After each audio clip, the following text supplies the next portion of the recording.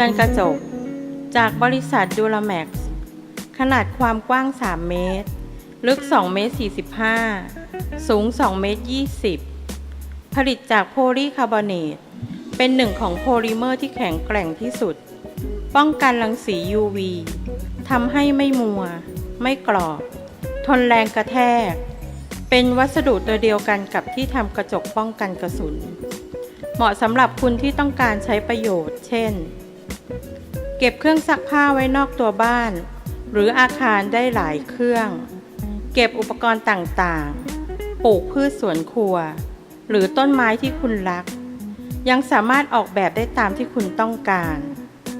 ติดตั้งง่ายผนังผลิตจากโพลีคาร์บอเนตที่มีความหนา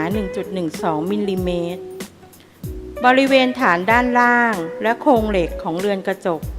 ชุบกันวาไนท์ที่แข็งแกร่งทนทานและกันสนิมคุณภาพสูง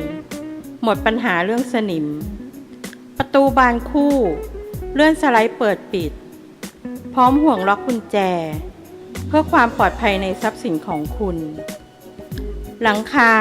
เพิ่มช่องระบายอากาศที่สามารถปรับได้ด้วยแกนตะขอ